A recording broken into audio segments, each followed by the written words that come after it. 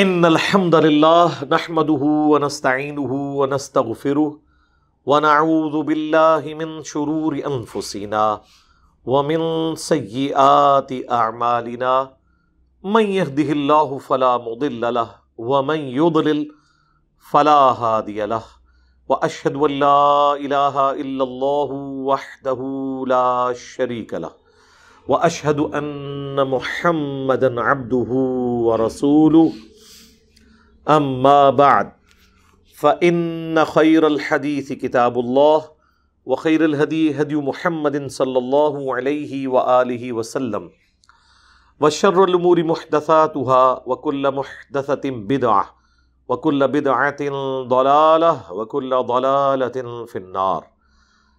أعوذ بالله السميع العليم من الشيطان الرجيم من همزه ونفخه ونفثه. بسم الله الرحمن الرحيم.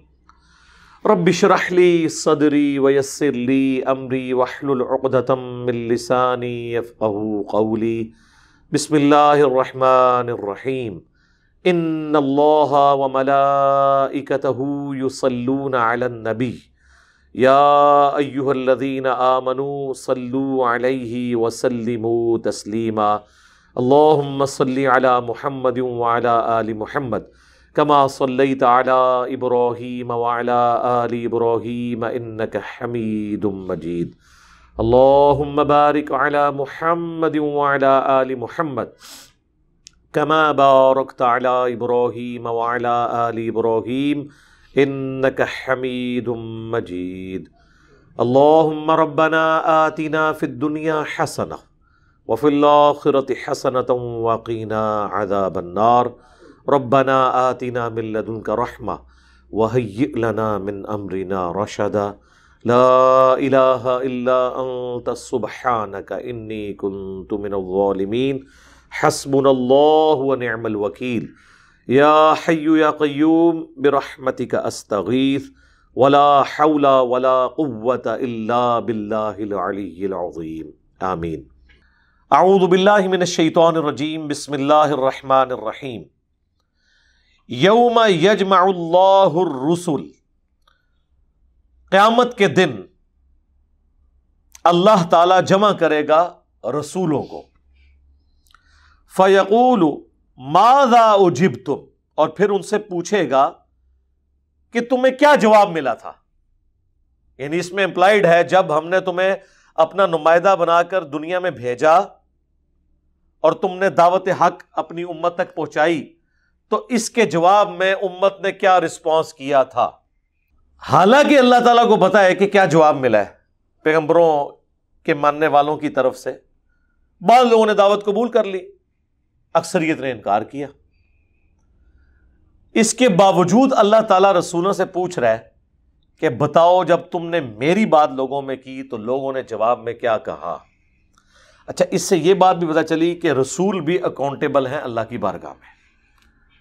صرف امتوں کو نہیں پوچھا جانا، رسولوں کو بھی پوچھا جانا ہے. اور اس کا ضرب سلام سورۃ الاعراف کے شروع میں ہی اللہ تعالیٰ نے اس ٹروتھ کو ریویل کیا ہے. ظاہر ہے کہ یہ وہ آیات ہیں جو بعض لوگوں کے لیے ہضم کرنا مشکل ہو جاتی ہیں، چونکہ وہ پیغمبروں کو آلموسٹ منی گاڈ ہی مان رہے ہوتے ہیں دنیا میں. آیت نمبر ہے 6. فَلَنَسْأَلَنَّ الَّذِينَ أُرْسِلَ إِلَيْهِمْ، ضرور ہم پرسش کریں گے ان لوگوں سے جن کی طرف ہم نے رسولوں کو بھیجا تھا. وَلَنَسْأَلَنَّ الْمُرْسَلِينَ، اور ضرور ہم پوچھیں گے رسولوں سے بھی جو بھیجے گئے کہ بھئی تم نے اللہ کا پیغام پہنچایا.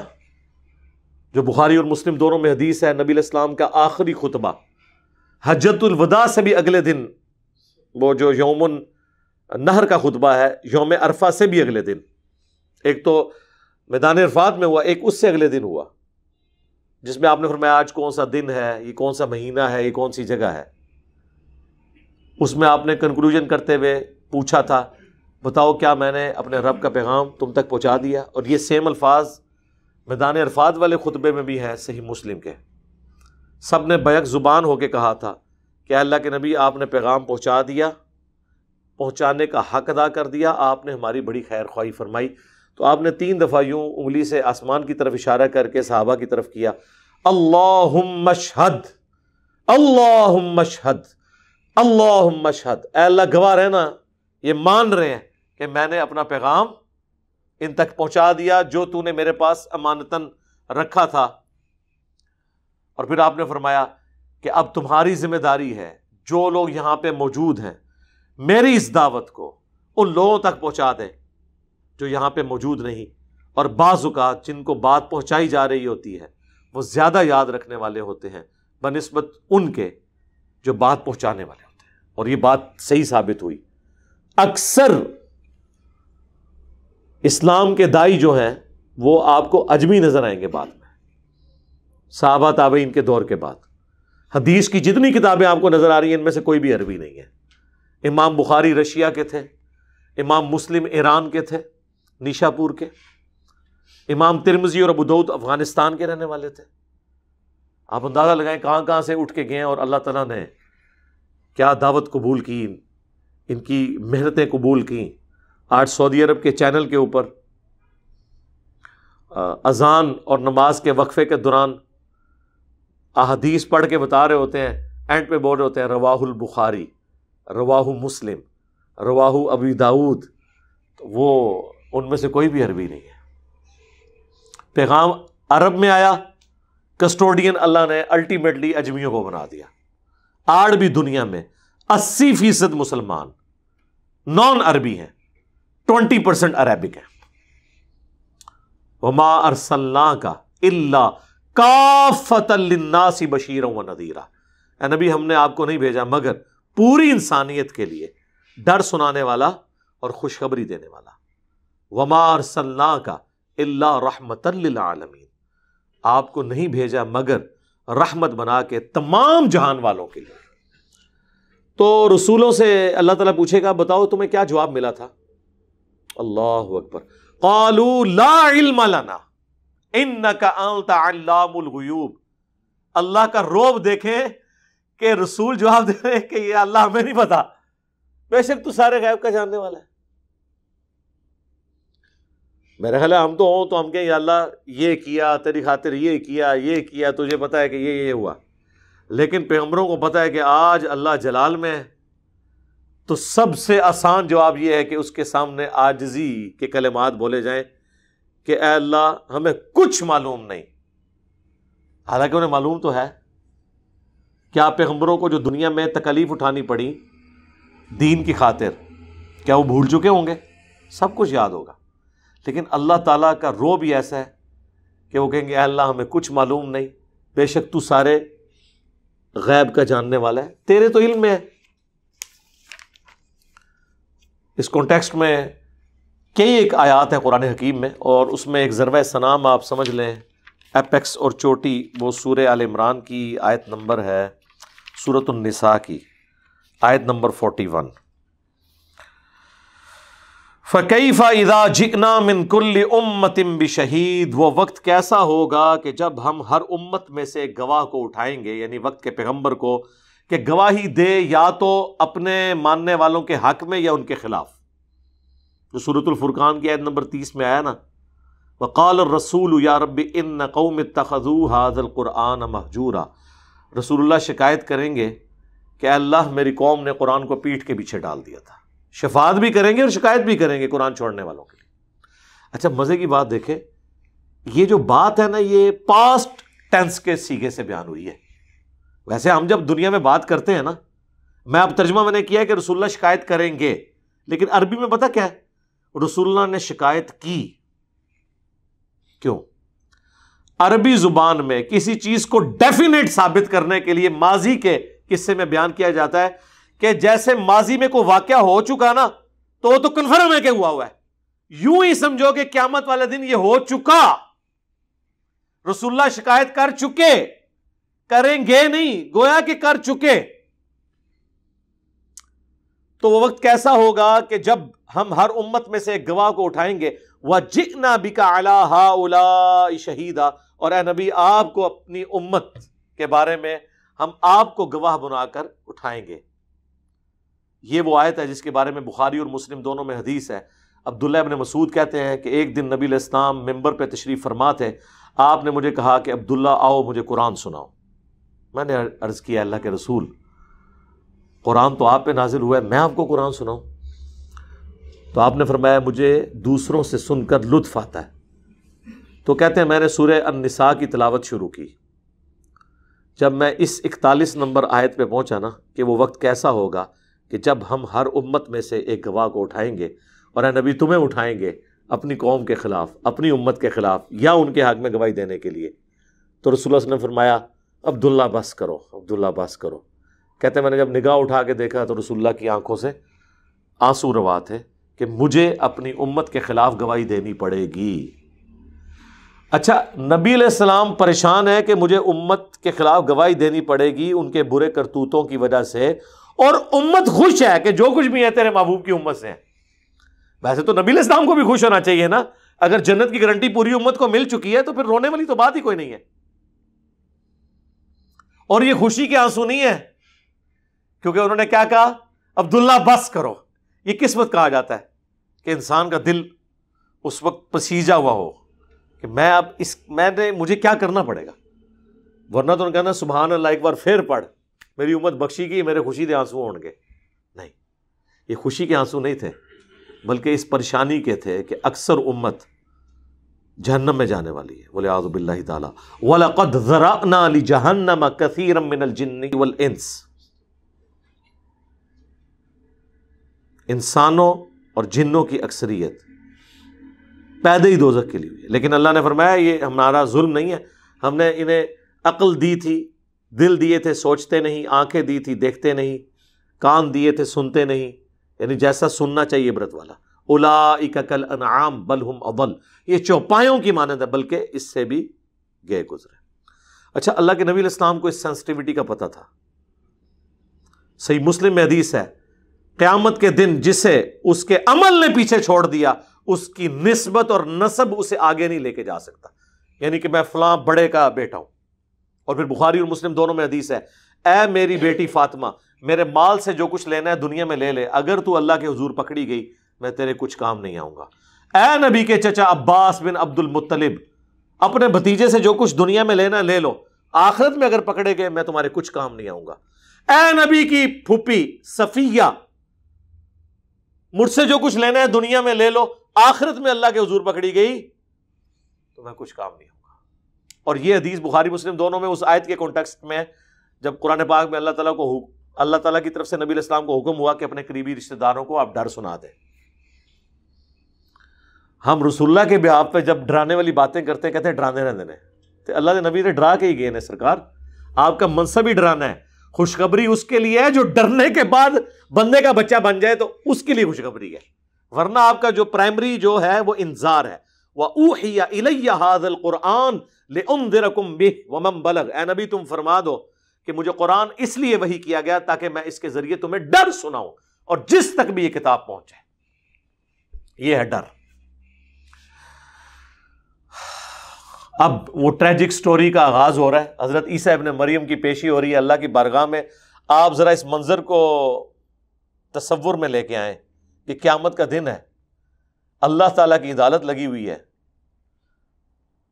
اور مجرم کی حیثیت سے نہیں، اللہ کے اولو العزم پیغمبر کی حیثیت سے عیسیٰ ابن مریم پیش ہو رہے ہیں، جنہوں نے اپنا کام بڑی ایمانداری سے کیا ہے۔ عیسیٰ ابن مریم کے ساتھ اللہ کی گفتگو کا سٹائل دیکھیں، اور پھر آپ ذرا تصور کریں کہ باپے تے شے ہی کوئی نہیں، تسی میں تے شے ہی کوئی نہیں۔ سورہ الاحزاب اور سورہ الشورى میں 5 اولو العزم پیغمبروں کا ذکر ہوا جو سب سے اعلیٰ درجے کے ہیں۔ محمد رسول اللہ صلی اللہ علیہ وآلہ وسلم، ابراہیم خلیل اللہ،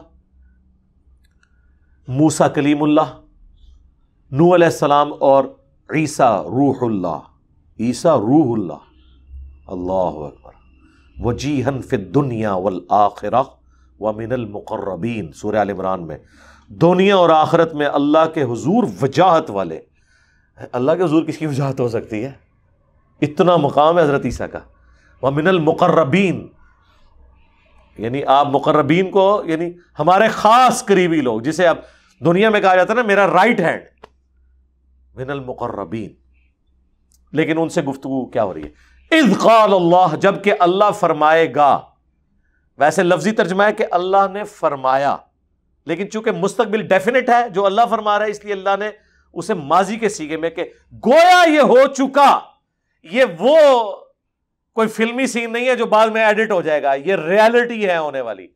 جب اللہ فرمائے گا یا عیسیٰ ابن مریم، اے عیسیٰ مریم کے بیٹے، اذکر، یہ میں نے وقف چکے کیا اس لیے الف کے اوپر پیش کریں، یاد کر، نعمتی علیکا، اس نعمت کو جو میں نے تجھ پہ کی تھی، وعلی والدتک، اور تیری والدہ پر. ظاہر ہے والدہ پہ بھی اللہ نے ان کو جان والوں کے لیے نشانی بنا دیا. اللہ نے بغیر شوہر کے انہیں اولاد دے دی.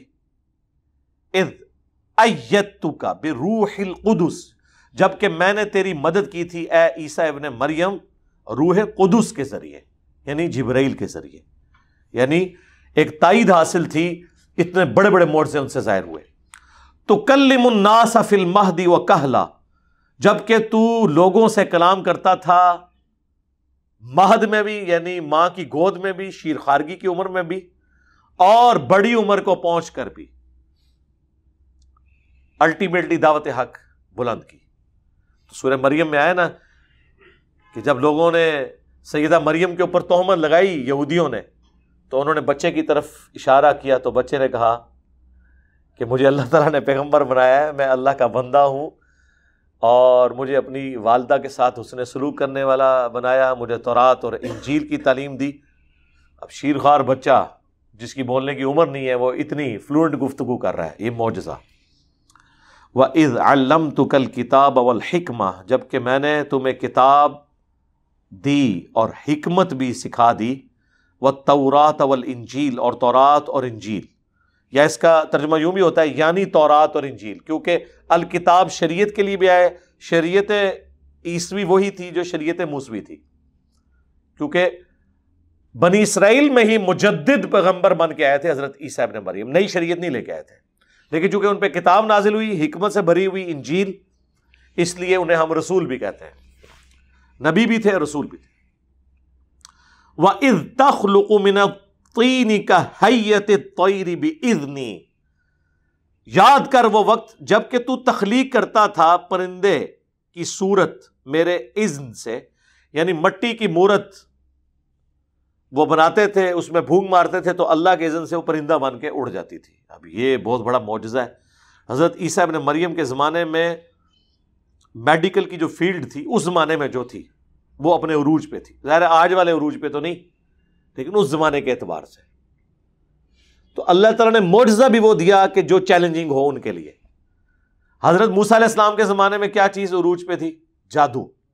اللہ نے معجزہ ایسا دیا، وہ جادوگروں کی ساری رسیاں جو سانپ نظر آ رہی تھی وہ کھا گئی، وہ اژدہا کھا گیا، ایک لاٹھی.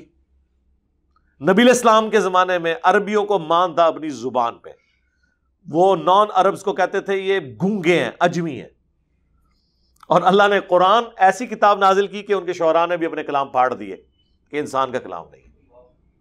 ٹھیک ہے، تو جس طرح کا اس وقت عروج ہوتا ہے. اچھا، ہمارے نبی کے کیس میں چونکہ قیامت تک کے لیے آپ کی نبوت ہے، قیامت تک آنے والے جتنے بھی عروج ہیں جن سے لوگ مرغوب ہوں گے نا، ان ساری چیزوں کے اوپر ڈومیننسی اس کتاب کی ہے.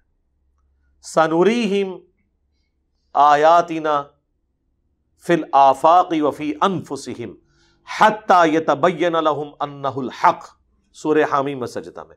ان قریب ہم ان کی جانوں میں، زمین و آسمان میں اور ان کی اپنی جانوں میں، انہیں ایسی نشانیاں دکھائیں گے کہ یہ پکار اٹھیں گے کہ قرآن حق ہے. آج میڈیکل سائنس ترقی کر گئی، اسٹرانومی میں اتنی ترقی ہوئی، بایولوجی کی فیلڈ میں. آج بھی قرآن حکیم کے کتنے سائنٹیفک فیکٹس ہیں جو 1950s کے بعد ڈسکوریز ہوئی ہیں الیکٹرانک مائکروسکوپ کے بعد. لیکن قرآن حکیم 1400 سال پہلے ان پہ جو کلام کرتا ہے نا وہ 100% ویلڈ ہے. اس زمانے میں لوگوں کو ان باتوں کا پتہ بھی نہیں تھا، 8 سے 100 سال پہلے بھی نہیں پتا تھا.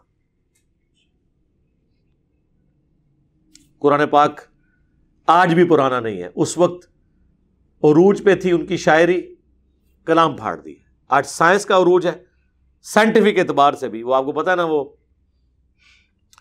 ایک فرینچ سرجن تھے, انہوں نے باقاعدہ پوری کتاب لکھی اسی ٹاپک کے اوپر, بائبل اور قرآن کے اوپر اور سائنس کے اوپر. اب مجھے نام ان کے ذہن سے اتر رہا ہے. اس کتاب کا اردو ترجمہ بھی ہو چکا ہے. میری ایک یوٹیوب کے اوپر ویڈیو ہے, قرآن اینڈ ماڈرن سائنس, اس میں نے اس کا تعارف کروایا ہے. مورس بوکائل, ڈاکٹر مورس بوکائل فرینچ سرجن تھے, پھر مسلمان ہوئے. انہوں نے بتایا کہ انجیل چونکہ ٹیمپرڈ ہے اس لیے اس میں وہ غلطیاں ہیں سائنٹیفک جو قرآن کے اندر نہیں ہیں. پھر انہوں نے باقاعدہ کہ ایک مثالیں دی ہیں. خیر یہ الگ سے ایک ٹاپک ہے, اس کے ساتھ اس کا ذکر کرنا ضروری تھا, اس لیے میں نے اس کو ذکر کر دیا. تو اللہ ہمارا ہے کہ عیسیٰ ابن مریم تم مٹی کی مورت میں پھونک مارتے تھے, بِإِذْنِی ہمارے اذن سے وہ پرندہ بن جاتی تھی. یعنی اس کو اللہ نے اپنی طرف منسوب کیا. پیغمبر کچھ نہیں کر سکتا جب تک اللہ کے اذن نہ ہو, اور جتنی دیر اذن ہوتا ہے اتنی دیر ہی کرتا ہے. پچھلے دنوں وہ جو ایک کردستانی یہاں فراڈی آیا تھا, اس میں میں نے وہ کرامت, معجزہ, الوژن, جادو کے اوپر پوری ڈیٹیل ویڈیو ریکارڈ کرائی ہے. آپ یہی الفاظ لکھیں ساتھ انجینئر محمد علی مرزا تو ویڈیو کھل جائے گی. موسیٰ علیہ السلام جب پہلی دفعہ ان کی اللہ تعالیٰ سے جیسا کہ اس کی شان کے لائق ہے ملاقات ہوئی, قرآن میں جگہ جگہ اس کا ذکر ہے. سورۃ القصص میں, سورہ الشعراء کے اندر, سورہ طٰہٰ کے اندر, جب انہوں نے لاٹھی پھینکی اللہ کے کہنے پر تو اژدہا بن گئی, تو موسیٰ علیہ السلام ڈر کے بھاگے. اس کا مطلب موسیٰ علیہ السلام نے وہ اس کو نہیں بنایا تھا, ان کا پہلا ایکسپیرینس تھا. پھر جب وہ سمندر کی جھیل کے کنارے پہنچے, وہاں پہ وہ ساتھیوں نے بھی کہا کہ حضرت پیچھے بھی موت آگے بھی موت. تو اس میں آتا ہے کہ دل میں ان کے بھی ایک چیز آئی, خوف. ظاہر خوف تو تھا, تو اللہ نے وہی کی کہ اس عصا کو پانی پہ مارو, راستہ بھی بنا دے گا. اگر موسیٰ علیہ السلام کو پہلے یہ بات پتہ ہوتی کہ عصا یہ کام کر سکتا ہے تو ڈائریکٹ مار دیتے, تو شاید اس کو کام بھی نہ کرتا. اللہ کا جب حکم ہوتا ہے تو تب کام ہوتا ہے. تو معجزہ اللہ کے اذن سے ہوتا ہے. کرامت جو ہے وہ دعا ہے, اللہ کی مرضی قبول کرے نہ کرے. تم پرندے کی صورت بناتے تھے میرے اذن سے, فَتَنفُخُ فِيهَا فَتَكُونُ طَيْرًا بِإِذْنِی, اور اس میں پھونک مارتے تھے تو وہ پرندہ بن جاتی تھی میرے اذن سے.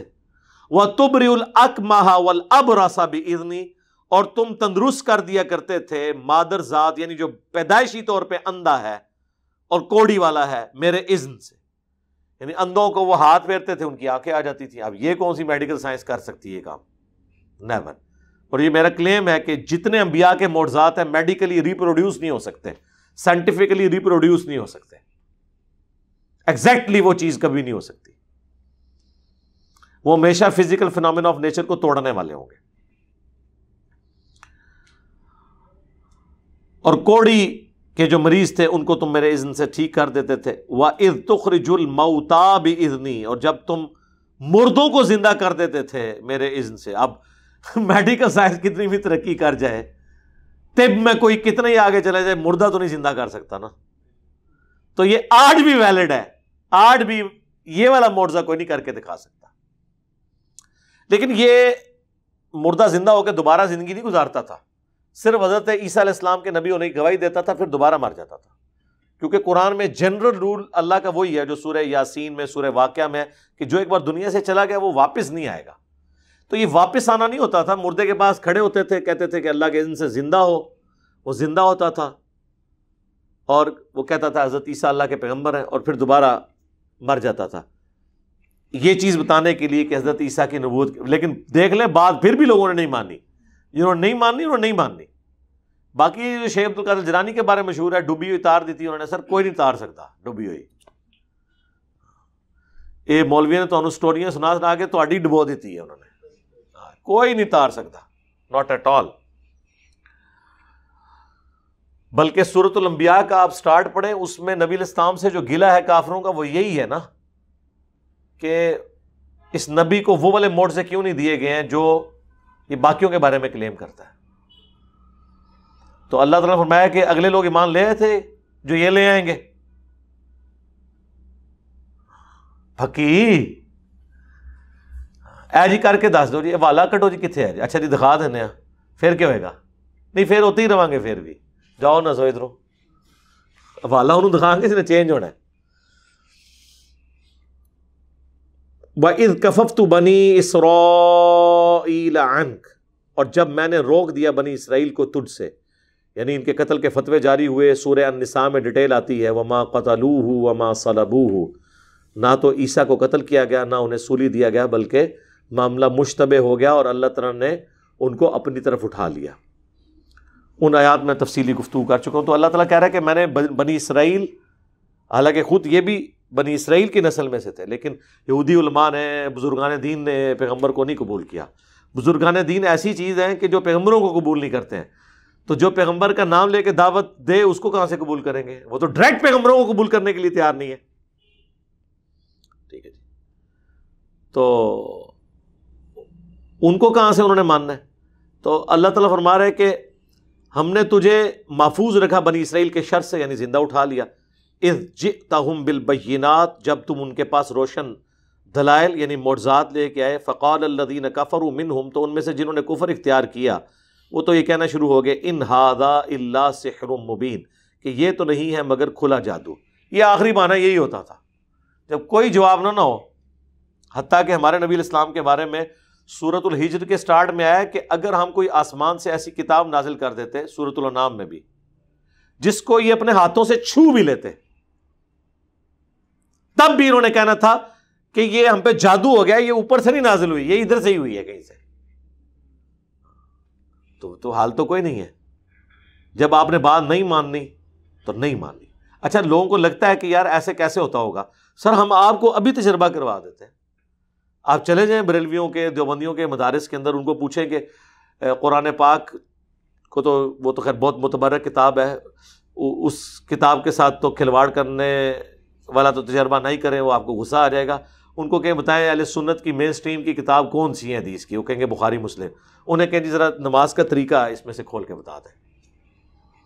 تو آپ کو یوں لگے گا جیسے آپ نے ان کو گالی دے دی ہے, اور آپ حیران ہو جائیں گے کہ یہ کیا ہوا. تو آج بھی جن کتابوں کو کلیم کیے ہوئے ان کو ماننے کے لیے اس کے کسٹوڈین تیار نہیں ہے. تو پیغمبر بھی جب آتے ہیں تو پیغمبر جن لوگوں میں آتے ہیں اکثر تو ویسے ہی مخالفین ہوتے ہیں, وہ کہاں سے بات مانیں گے؟ اور جو ماننے والے بھی ہوتے ہیں نا, جو شروع سے پیغمبروں کے ماننے والے, ان کے لیے بھی وہ بات ماننا مشکل ہو جاتی ہے جس کو آلریڈی, جیسے بنی اسرائیل سود خور ہو چکے ہوئے تھے, شریعت بدل دی تھی, غریبوں کے لیے اور فتوے, امیروں کے لیے اور فتوے. جب حضرت عیسیٰ علیہ السلام نے ان کی غلطیاں ان پہ ہائی لائٹ کی تو انہوں نے قتل کا فتویٰ جاری کر دیا کہ نکالو اس کو, لگاؤ اس پہ 295C.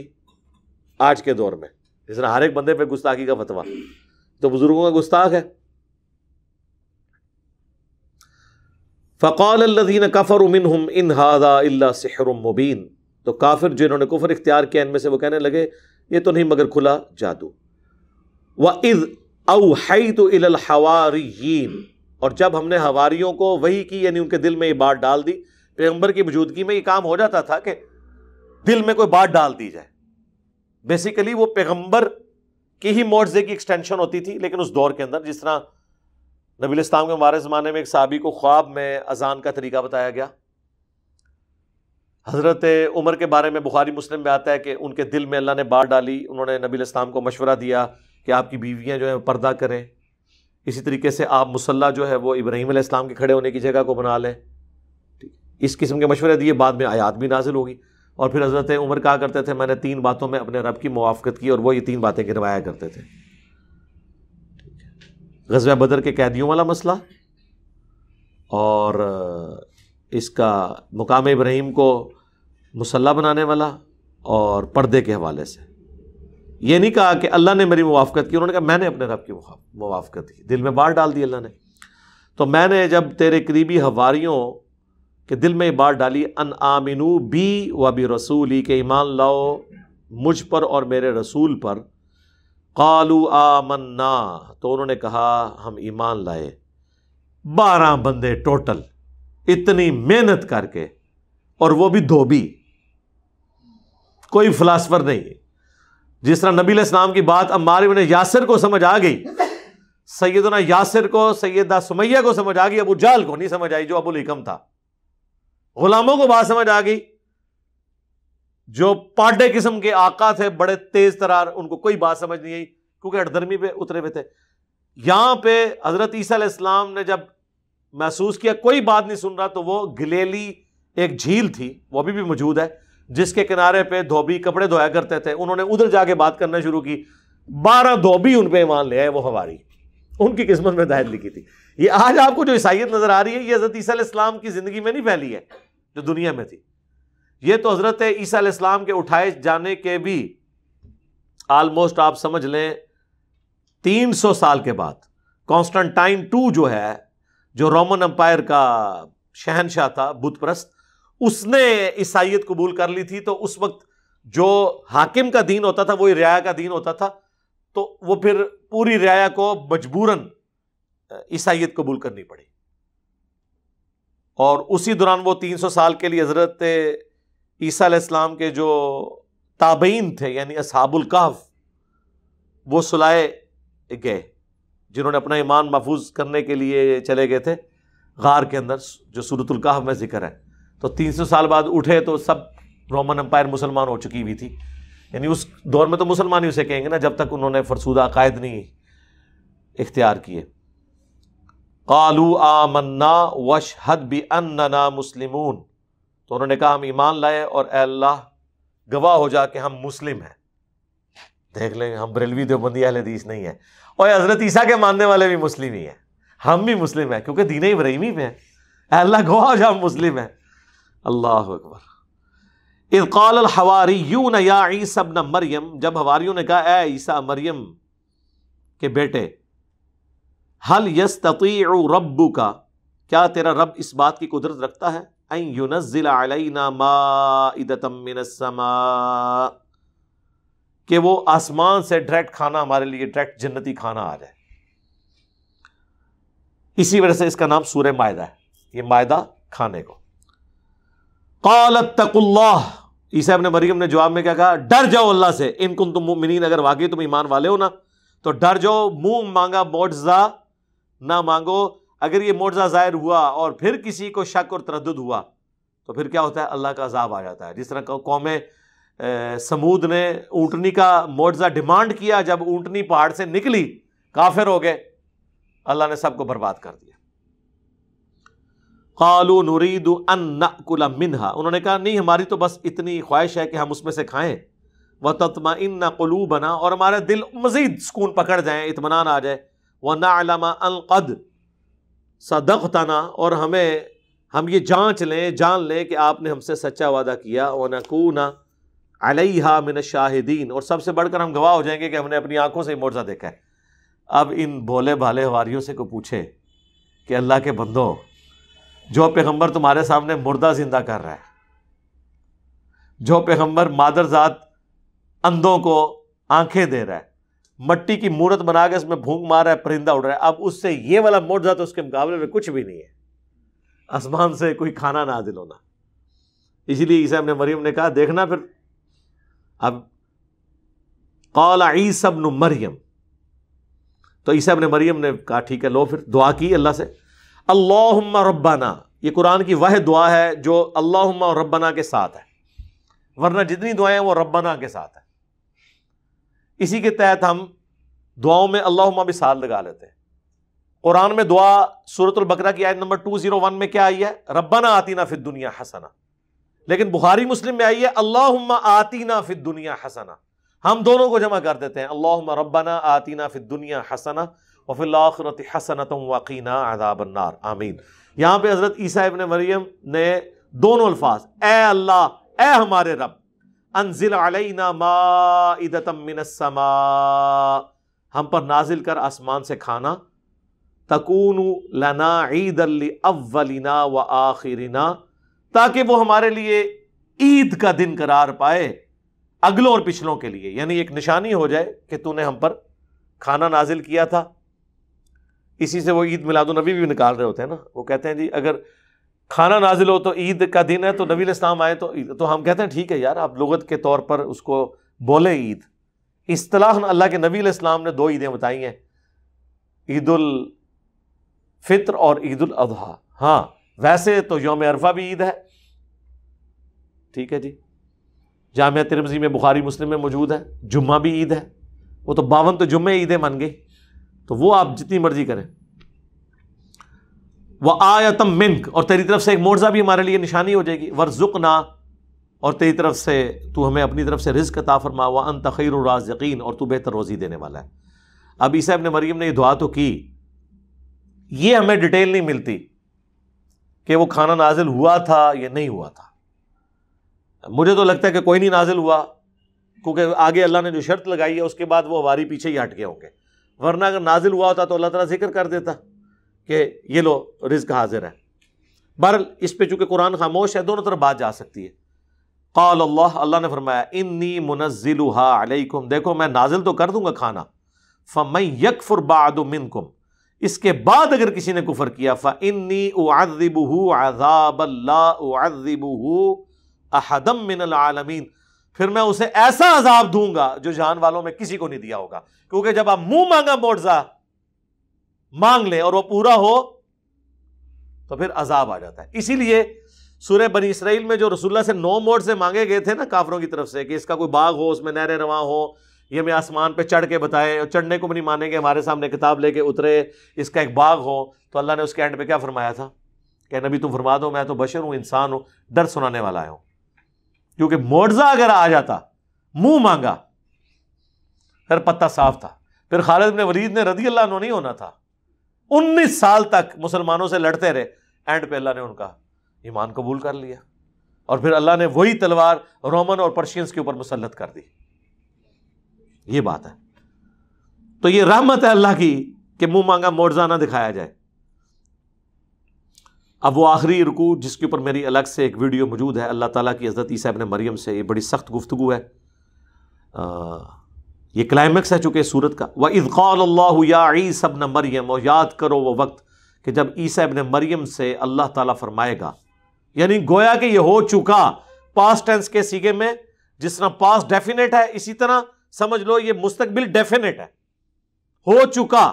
أَأَنْتَ قُلْتَ لِلنَّاسِ اتَّخِذُونِي وَأُمِّيَ إِلَٰهَيْنِ مِن دُونِ اللَّهِ، کیا تو نے لوگوں سے کہا تھا کہ تجھے اور تیری ماں کو اللہ کے سوا معبود بنا لیا جائے؟ اس میں پتہ چل گیا من دون اللہ کون ہو گیا؟ عیسیٰ ابن مریم بھی اور ان کی والدہ بھی، اولو العزم پیغمبر بھی 5 میں سے، اور اولیاء کی سردار بھی یعنی ان کی والدہ بھی. جی من دون اللہ بت ہوتے ہیں، بت بھی ہوتے ہیں، فرشتے بھی ہوتے ہیں، جن بھی ہوتے ہیں، پیغمبر بھی ہوتے ہیں، جب لوگ انہیں اللہ کے مقابلے پہ کھڑا کر لیں. ورنہ پیغمبر جو ہے وہ حزب اللہ ہیں، لیکن جب اللہ کے مقابلے پہ آئیں گے تو توحید تو ننگی تلوار ہے. قال سبحانک، انہوں نے کہا اے اللہ تو پاک ہے.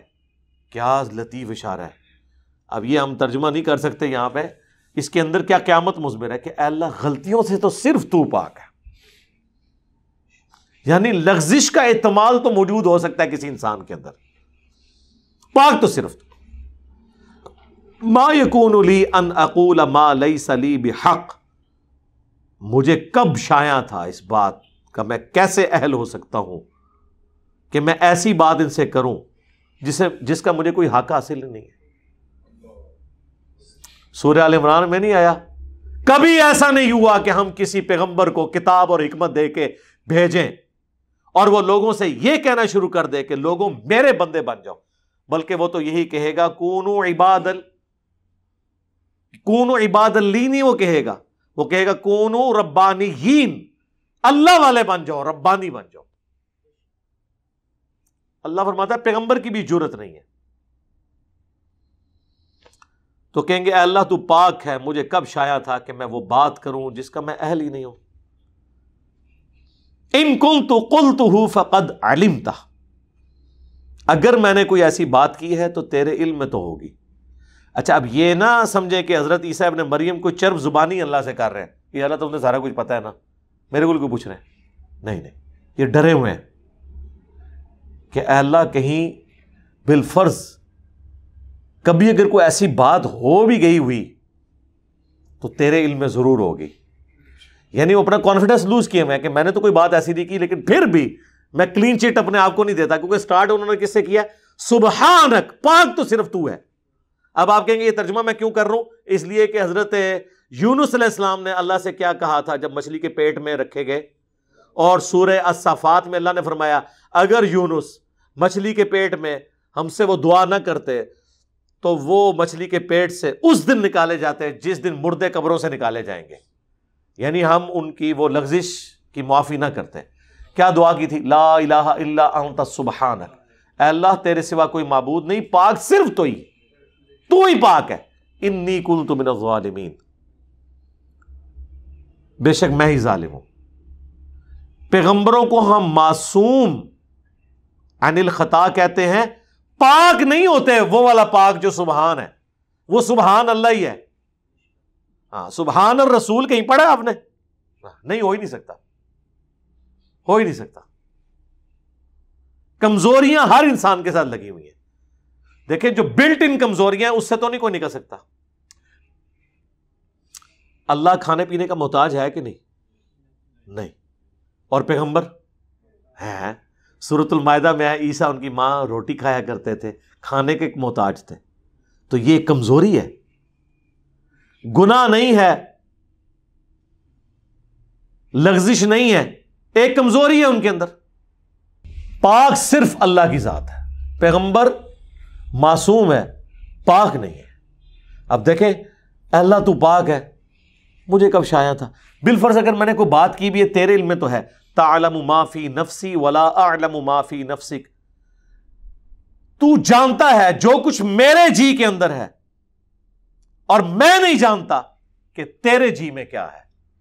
یہ ہے وہ ڈر کہ اللہ تو نے اب کیا فیصلہ کیا ہوا ہے، یہ جو میری پرسش ہو رہی ہے تو اب کرنے تو کیا جا رہا ہے، مجھے نہیں پتا. تقدیر کا کیا فیصلہ ہے وہ تیرے علم میں. یہ کون کہہ رہا ہے؟ پیغمبر، اولو العزم پیغمبر. تو بابت شاہی کوئی نہیں سرکار. ایک کے اندر جناب وہ شیخ عبد القادر جیلانی فرمایا میں تے جنت ہی نہیں جانا جب تک سارے مرید نہ لے جان. اور سرکار اتنے تمہیں کھنگن نہیں دینا کسی نے. اتنے تے پیغمبر دیکھ رہو وہ بھی کہہ رہے ہیں یا اللہ تو پاک ہے. کیتا کچھ بھی نہیں، پچھلے نے کیتا ہے. جواب دے حضرت عیسیٰ ابن مریم ہو رہے ہیں انک انت علام الغیوب، بے شک غیبوں کا جاننے والا تو ہی ہے. دیکھ لے علم غیب بھی کلیئر ہو گیا. مجھے نہیں پتا تیرے جی میں کیا ہے، تجھے پتا ہے، اور پھر الٹیمیٹلی پتا تو تجھے ہی ہوگا.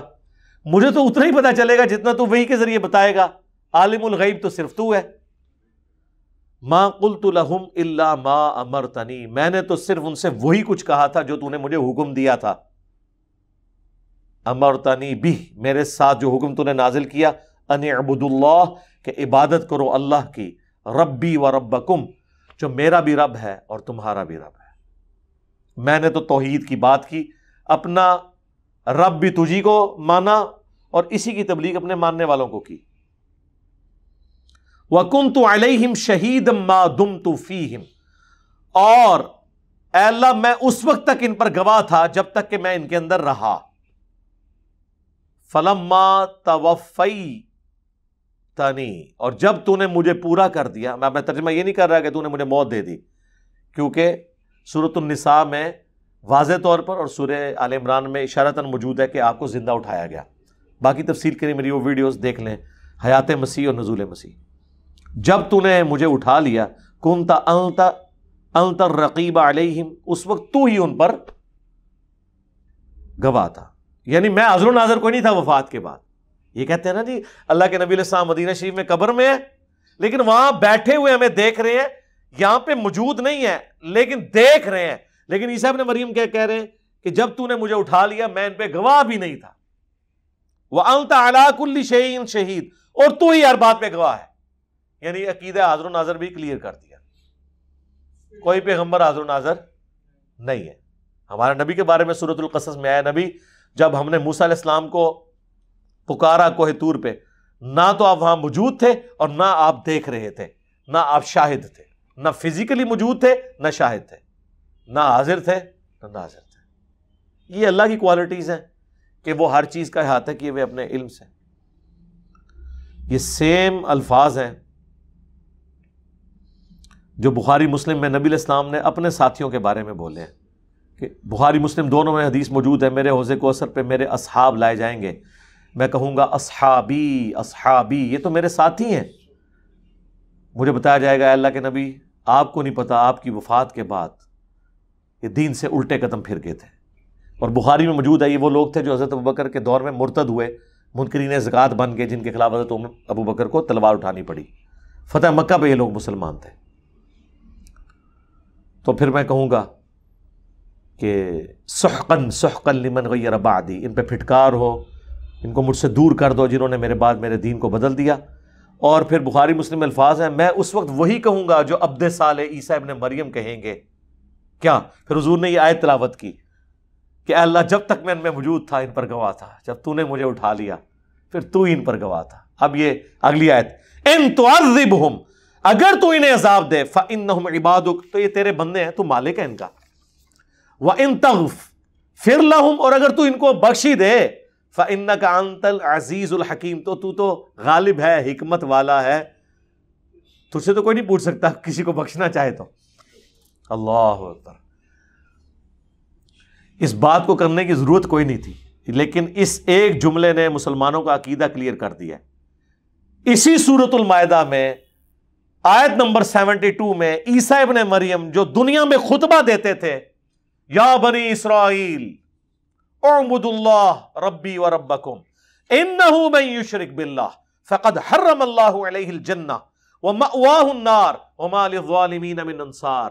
اے بنی اسرائیل اولاد یعقوب, عبادت کرو اس رب کی جو تمہارا بھی رب ہے میرا بھی رب ہے. بے شک جس نے اللہ کے ساتھ شرک کیا, اللہ نے ایسے شخص پہ جنت حرام کر دی ہے اور اس کا ٹھکانہ آگ ہے اور وہاں اس کا کوئی مددگار نہیں ہوگا. یہ بات جو حضرت عیسیٰ ابن مریم دنیا میں اپنے ماننے والوں کو بتاتے رہے, قیامت کے دن وہ اپنی بات بھول جائیں گے؟ اس جملے سے تو یہی لگ رہا ہے کہ اے اللہ اب یہ تیرے بندے ہیں, چاہے انہیں عذاب دے چاہے انہیں تو بخش دے. جبکہ دنیا میں تو عیسیٰ ابن مریم یہ کہہ کے گئے تھے جو مشرک ہے اس کا ٹھکانہ جہنم ہے, اس پہ جنت حرام ہے, یعنی بخشش کوئی نہیں اور کوئی مددگار بھی نہیں.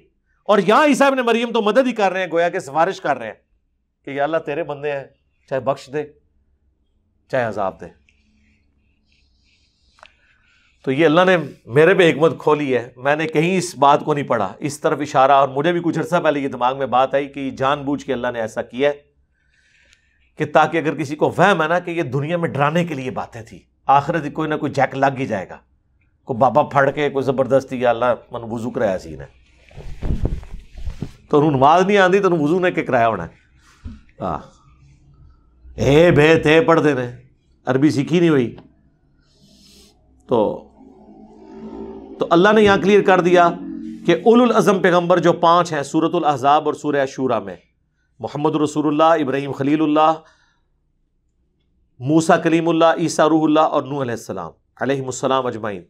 اگر وہ اولو العزم پیغمبروں میں سے ایک پیغمبر عیسیٰ ابن مریم اپنے ماننے والے مشرکین کے لیے بھی قیامت کے دن شفاعت کرے گا یہ کہہ کے کہ اللہ تیرے بندے ہیں, اب اتنے جلال میں شرک کے اندر یہ چھوٹی سی بات بہت بڑی سفارش ہے,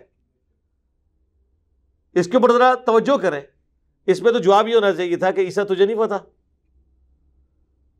کہ مشرکی کیسے تم سفارش کر رہے ہو, لیکن یہ اس لیے وہ کریں گے, اور اللہ نے قرآن میں ہمیں پہلی فلم چلا دی ہے کہ اگر عیسیٰ ابن مریم بھی سفارش کرے کسی مشرک کے لیے تو سفارش قبول نہیں ہونی, تو بابت شاہی کوئی نہیں کہ کسی نو باؤں بڑھ کے جنت اچ لے جان گے, یا کلیم کرو کہ عبد القادر جیلانی یا تمہارے جو بڑے بڑے بابے کلیم کیے ہوئے ہیں, اور تم تو ان بابوں کے بارے میں یہ کہتے ہو کہ یہ بابے تو کسی صحابی کے گھوڑے کی قدموں کی خاک جو اس کے ناک میں بیٹھتی ہے اس کے برابر نہیں ہے, تو پیغمبروں کا تو ذکر ہی نہ کرو,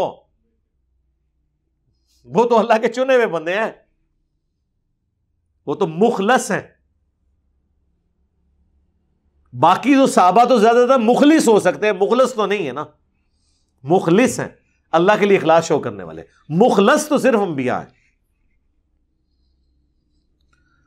تو اے اللہ تیرے بندے ہیں, چاہے انہیں عذاب دے چاہے بخش دے.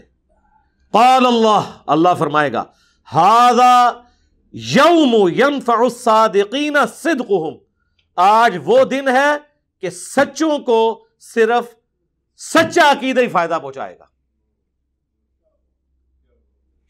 فارغ ایک جملے سے ٹروتھ لورز کامیاب ہوں گے. سر کیا بات ہے, اللہ نے یہ نہیں کہا ایمان والوں کو ایمان نفع دے گا، اللہ نے کہا سچوں کو سچا۔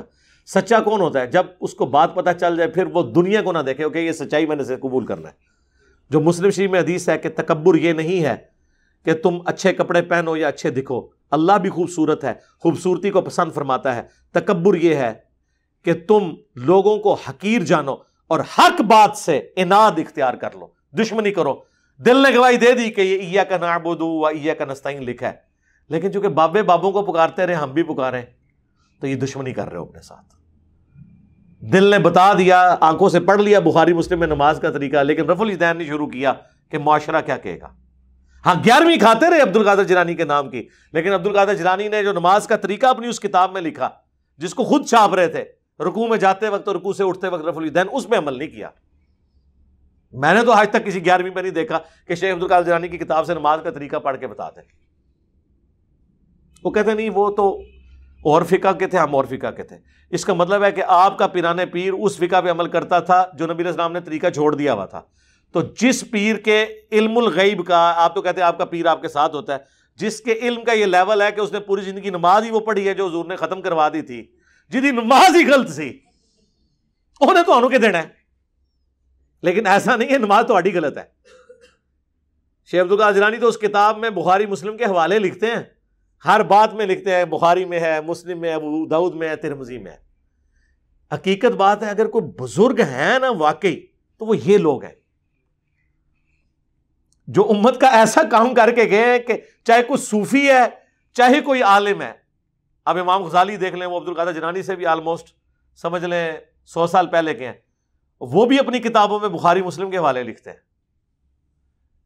یعنی رسول اللہ تک پہنچنے کا اگر کوئی وسیلہ ہے نا اس امت میں، بک شوام میں، تو یہ حدیث کی کتابیں اور سب سے بڑھ کر قرآن ہے۔ اور ظاہر ہے کہ حدیث کی کتابیں صحابہ تابعین کے ذریعے ہم تک پہنچا، تو بزرگ تو یہ لوگ ہیں۔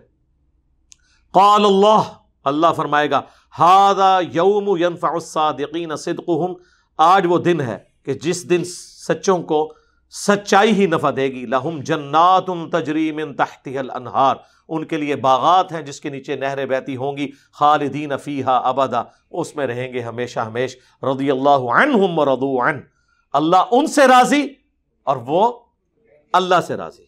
اللہم اجعلنا منہم مع النبیین والصدیقین والشہداء والصالحین، اللہم انا نسألک جنت الفردوس مع النبیین والصدیقین والشہداء والصالحین، آمین۔ دیکھ لیں رضی اللہ عنہم ورضوا عنہ، سارے وہ لوگ ہیں جنہوں نے دنیا میں اللہ کو راضی کر لیا، اس کے پیغمبروں کی پیروی اختیار کر لی۔ ذالک الفوز العظیم، یہ ہے بڑی کامیابی۔ یعنی دنیا میں تو لوگ کامیابی سمجھتے ہیں کہ بہت زیادہ دولت کما لی، بہت بڑا سٹیٹس حاصل کر لیا، بہت زیادہ فالوور ہو گئے کسی کے، بہت زیادہ مریدین ہو گئے، چاہنے والے ہو گئے۔ دنیا میں ایک شخص فٹ پاتھ پہ لاوارث مر جائے، اس کی لاش کا دفنانے والا بھی کوئی نہ ہو، لیکن اس نے زندگی اللہ کے لیے گزاری ہے، اسے کوئی فرق نہیں پڑتا، وہ اللہ کی جنتوں میں پہنچ چکا۔ رومن امپائر کی بیٹل فیلڈز کے اندر جو صحابہ تیل کے کڑاہوں میں روسٹ کیے گئے، وہ روسٹ ہوتے ہی جنت میں پہنچ گئے۔ صحیح بخاری میں موجود ہے نا، جعفر طیار جو حضرت علی کے بھائی تھے، غزوہ موتا میں ان کے 2 بازو کٹ گئے تھے، حضور نے فرمایا اللہ نے اسے جنت میں 2 پر دیے ہیں، اسی لیے ان کو طیار کہا جاتا ہے۔ طیارہ اردو میں بھی لفظ استعمال ہوتا ہے نا عربی کا، اڑنے والا، اور وہ جنت میں اڑ رہے ہیں، ادھر بازو کٹے ہوئے ہیں اور ادھر جنت میں۔ سبحان اللہ، ذالک الفوز العظیم، یہ ہے بڑی کامیابی۔ للہ ملک السماوات والارض، بادشاہی تو ساری کی ساری آسمانوں اور زمین کی اللہ ہی کے لیے ہے، وما فیہن، اور جو کچھ اس کے درمیان ہے۔ اچھا قرآن میں یہ جو جملہ ہے نا، جو کچھ آسمانوں میں ہے اور زمین میں اور جو ان کے درمیان ہے، اس سے مراد ہوتا ہے پوری کائنات، اور حقیقت بھی ہے۔ اگر آپ زمین کو سینٹر آپ کسی کو بھی مان سکتے ہیں، باقی ہر چیز، سب سے اوپر آسمان ہے اور نیچے آپ سورج لے لیں، آپ زمین لے لیں، آپ مارس لے لیں، اس کو سینٹر مان لیں، جو کچھ اس کے درمیان ہے وہ پوری کائنات ہی آ جاتی ہے۔ چونکہ زمین میریکل پلانٹ ہے، اس لیے اللہ تعالیٰ زمین کا ذکر خصوصیت سے کرتا ہے۔ جو کچھ آسمانوں میں، زمین میں، جو کچھ ان کے درمیان میں ہے، سب کا مالک اللہ ہے، اسی کی بادشاہی ہے۔ وَهُوَ عَلَىٰ كُلِّ شَيْءٍ قَدِيرٌ، اور وہ ہر چیز کے اوپر قادر ہے۔ اب یہ کنکلوژن ہوئی ہے اس آیت کے اوپر۔ اللہ سے بات شروع ہوئی تھی، اللہ ہی پہ ختم ہوئی ہے، ٹھیک ہے۔ پیغمبر اللہ کا تعارف کروانے آتے ہیں، امام اللہ کا تعارف کروانے آتے ہیں، بابے اللہ کا تعارف کروانے آتے ہیں، لیکن افسوس جب بابے اللہ رسول کا تعارف کروانے کی بجائے اپنی عبادت کروانا شروع کرتے ہیں اور کہ آپ ہمارے ساتھ اٹیچ ہو، تو میرا خیال ہے کسی شخص کی گمراہی کے لیے یہی کافی ہے کہ وہ یہ کلیم کرے کہ جو میرے ساتھ اٹیچ ہوگا میں اسے جنت میں ذات لے جاؤں گا۔ میرے بھائی یہ تو گارنٹی کوئی شخص اپنے بارے میں نہیں کہہ سکتا کہ میں نے جنت میں جانا ہے کہ نہیں، صرف گمان ہی رکھ سکتا ہے۔ اللہم من احییتہ منا فاحیہ علی الاسلام ومن توفیتہ منا فتوفہ علی الایمان۔ اللہ تعالیٰ سے دعا ہے جو حق بات میں نے کہی اللہ تعالیٰ ہمارے دلوں میں راسخ فرمائے، اگر جذبات میں میرے منہ سے کوئی غلط بات نکل گئی تو اللہ تعالیٰ ہمارے دلوں سے دھو دے، ہمیں معاف بھی فرما دے، کتاب و سنت کی تعلیمات پر عمل کر کے دوسرے بھائیوں تک پہنچانے کی توفیق عطا فرمائے۔ سبحانک اللہم و بحمدک اشہد ان لا الہ الا انت استغفرک و اتوب الیک وما علینا الا البلاغ المبین۔ آمین۔